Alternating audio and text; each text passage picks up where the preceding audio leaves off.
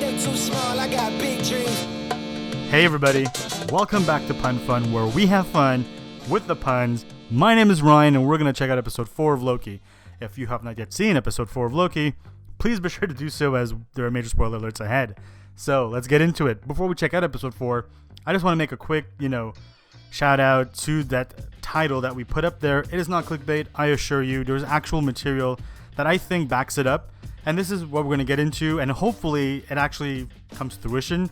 So, Mobius and Sylvie are actually in cahoots.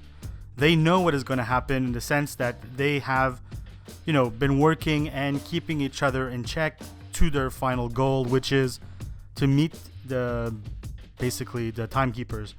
The fact that they were able to kill the timekeepers in this episode, or episode 4, kind of has me to believe that what they have is maybe a false setup. Anyways, we're gonna get into that later on about the androids, and as Captain Falcon, or Captain America now, said, the world is always full of either androids, aliens, or wizards. And in this case, in the show, they say, there's Krees, Titans, and vampires. Shout out to Blade. Hey. Anyways, let's get back to our theory. So, Mobius may have encountered Sylvie throughout his, investigations and his regular line of work. She finally meets up with him, and maybe in order to infiltrate TVA once again. She goes ahead, enchants him. By doing this, she kind of goes deep in his memory, see exactly what kind of life he may have lived before going into TVA. She realizes these people had lives before, going into TVA. So,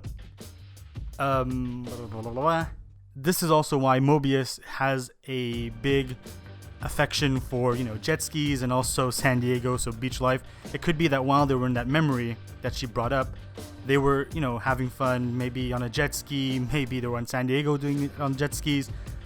Whatever it was, he definitely fell in love with her, and so did she, because she does mention to Loki when he brings up, who do you love, or who you might like, or is there somebody in your past? And she says, yes, there is a postman, somebody who goes from door to door, who may be Mobius, who goes from those, big yellow door things, or different times, time to time, addressing and finding, different people and convicting. Anyways, the thing is that they both have common interests. They both want to find they both want to see the timekeepers.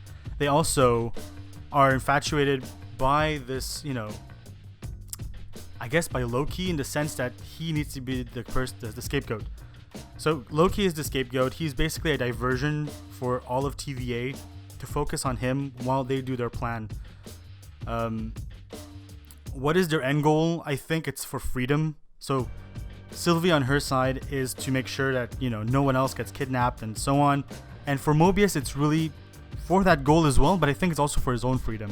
I think once TVA is down and there is no more timekeeper, he can finally resume his own life and fulfill his own destiny, if you will, because you can see that he does yearn for it, but they don't, he's kind of always under surveillance and always being checked out, so he can't. Anyways, what supports this even more is, yes, she does leave the gum, but why would she willingly just, leave a packet of gum with the kid? She knew that Mobius would find that and find her accordingly, or, with some time.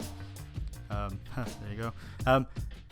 This is basically, so she and him would meet up, and they would basically, carry out their plans and screw up the timeline, and by doing so, TVA would be ruined, and he would also, ultimately get his freedom.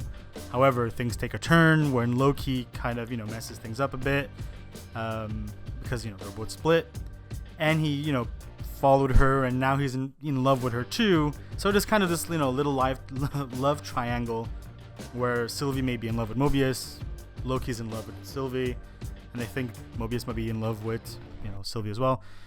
We don't know. We'll have to check that out. We do know that Loki does make, a sacrifice for her by wanting to finally tell her that what he felt, and was taken kind of like how he killed Coulson, through the back, and he's like, oh no, and then, poof, he's gone.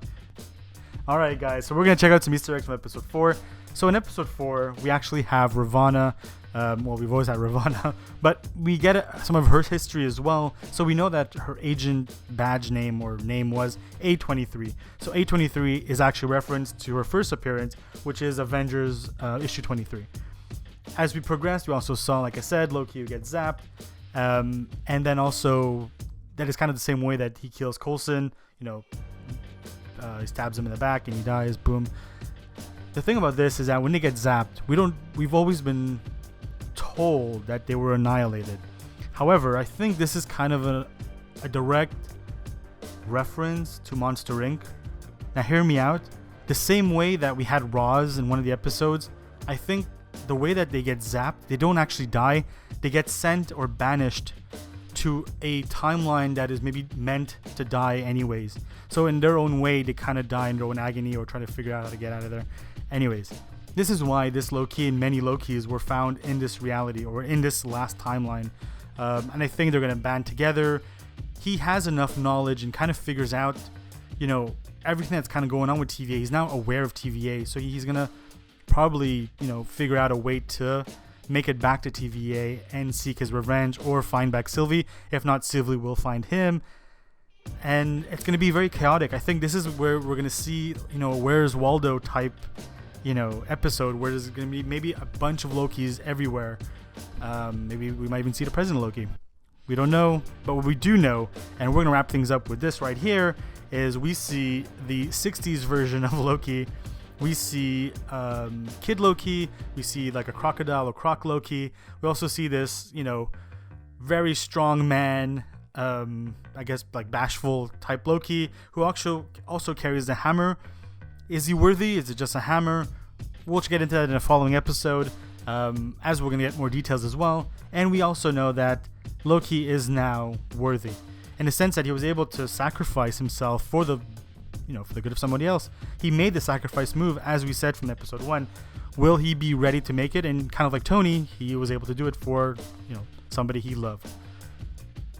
Anyways, please hit that subscribe button. Also hit a like if you think we're onto something, especially for the theory in the beginning. If there's any other theories or you think there's something that needs correcting, go ahead, put it in the comments below. If you think we're onto something but is missing a bit of, meat on it, let us know in the comments below. If you think we're putting on our tinfoil hats and we're way off, put it in the comments below. Before we go, I just want to mention one last thing. We're going to have a crazy artist on our show in the next episode. He has been huge. I mean, from ground up, he is shining super bright. His covers are killing it one after the other, and we're super excited to have him on the show. I mean, it is insane and bonkers that we were able to have him on the show, or going to have him on the show rather. Hopefully you guys are able to see it and enjoy his art and enjoy the little one-on-one we're going to have with him. So please stay tuned to check that out. Also, we're going to cover episode 5 in the following episode to come, and keep it easy. Check it out. Peace, guys.